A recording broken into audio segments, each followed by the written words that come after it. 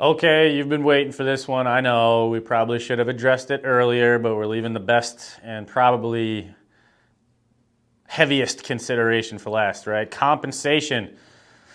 We talked earlier about how realtors are 1099 contractors, and because of that, as long as we are following applicable laws, we are free to invent any method to use in getting your house sold. And in addition to that, any compensation schedule. We have hopefully at this point drilled into your brain that there is no standard commission schedule when it comes to real estate representation and how we realtors get compensated. There are expectations in given places, and we have talked before about why that 6% number has become so common in different transactions and different places around the globe, and especially our nation. But to reiterate, the 6% you often hear is the amount that a seller could expect to earn over what they would earn if they did the job themselves. So if you listed your home for sale without any of the knowledge that we've just given you, you can expect to earn X, let's call it $500,000. If you hired a realtor, you could expect to earn 6% more than $500,000. And that's why the realtor community says, well, listen, I'm taking all this work off your shoulders. It's a literal mountain of labor to get this done for the absolute highest dollar. And if I'm going to make you 6% more or more, the actual number is 6 to 10%. We chose the lower bound. Give me that 6% and I'll do it for you. That's where that number had come from. But understand, there is no standard. It always has been and always will be negotiable.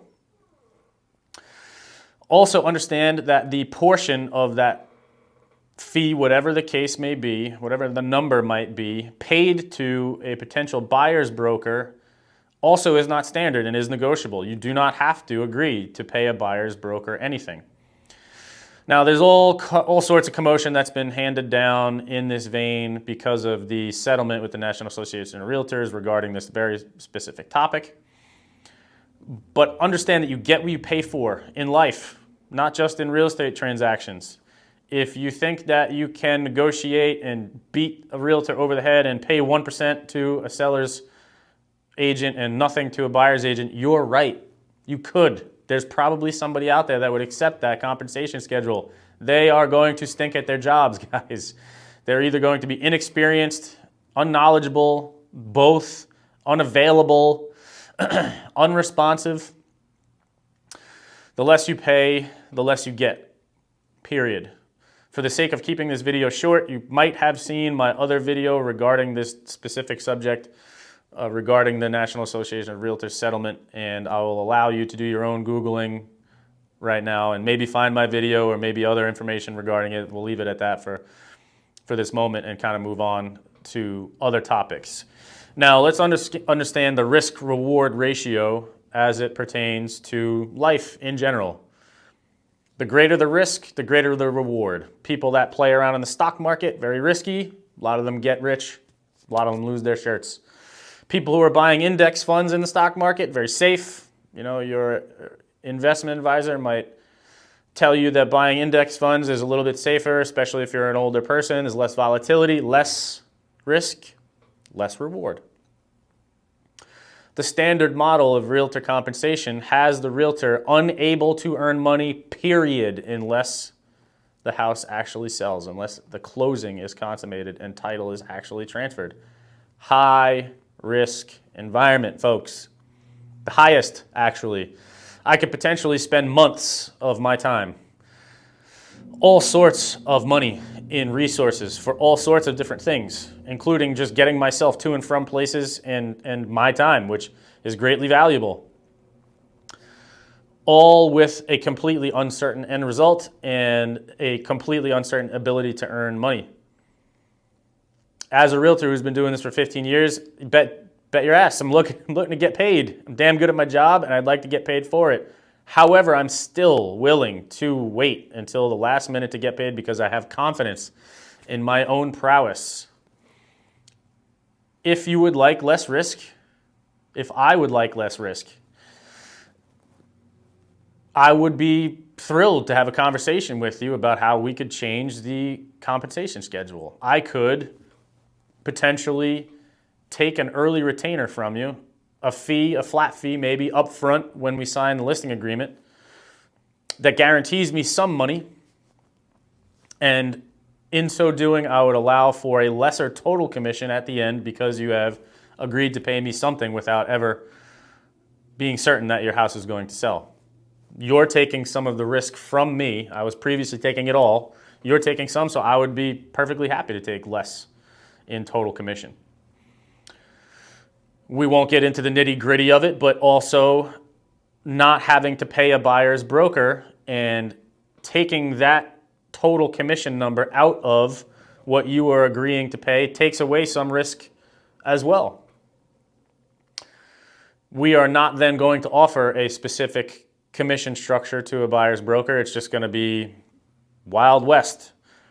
Mr. and Mrs. Buyer's broker can make their request on buyer's commission and buyer's broker's commission, and you can decide whether you want to accept, deny, or negotiate.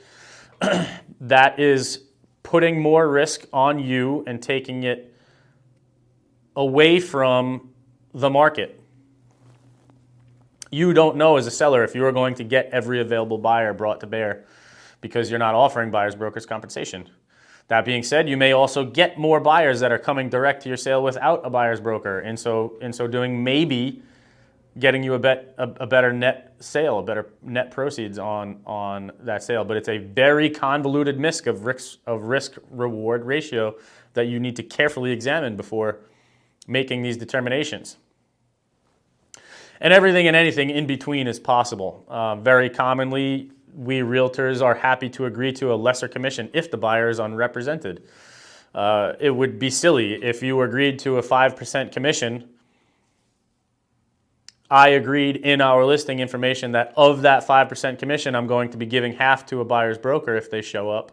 But if there's no buyer's broker, I still get 5%. That doesn't make I'm willing to do the job for 2.5%, but if there's no buyer's broker, I get 5%. That doesn't seem fair, right? So there is some negotiation there. We would take less as sellers brokers if there's no buyer's broker on the opposite end, but we kind of want there to be. And we've gone over that ad nauseum in previous segments, so I won't bore you with reiterating it. But it's up to you to decide what commission schedule you feel comfortable with and bring that amicably to your realtor. It is a very common circumstance that folks don't want to talk about this. Sellers in general, people in general, feel uncomfortable talking about compensation, and it should not be the case. I am perfectly happy to and perfectly comfortable doing it. I understand that everybody wants to save themselves a dollar. When I am going out into the marketplace to buy whatever the hell it is, a car, a motorcycle, a handbag for my wife, I am going to try to negotiate. Why wouldn't I? This is part of some people's culture to negotiate. They won't even buy an apple without trying to negotiate with the guy at the farm stand. Understanding all this, it should not be a taboo. It should be something that people are willing to talk about with one another. And frankly, something that people are willing to draw lines in the sand regarding, and not because it's an affront to their sensibilities, not because it's an affront for you as a seller to ask for a commission that's lower than I'm willing to accept.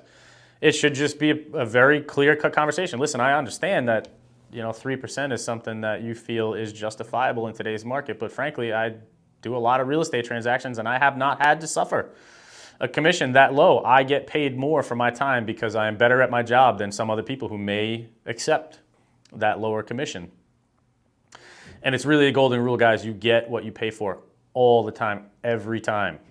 I know quite a few very wealthy people that will look for the most expensive thing in the spectrum of available things in that category that they're looking to spend money on, purely because you get what you pay for. Obviously, there's a limit to this. Name brand, clout, and things like that when you're going over material goods, to me, seem ridiculous. You can get the same item for less through a less reputable company, but one that does just as good a job if you're willing to do the research. And the same is true of realtors. I'm perfectly happy to negotiate my commission within reason, and I think everybody should. Good luck to you out there in every aspect of your real estate journey. My name is Justin Dower, Spectrum Real Estate Consultants team at Keller Williams Real Estate. leading edge in northern Rhode Island, covering all of Rhode Island, most of Massachusetts, nearby Connecticut, and all of New York City.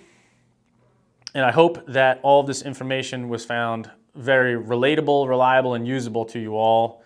And if it is, we do very much appreciate your like, your subscribe, your share.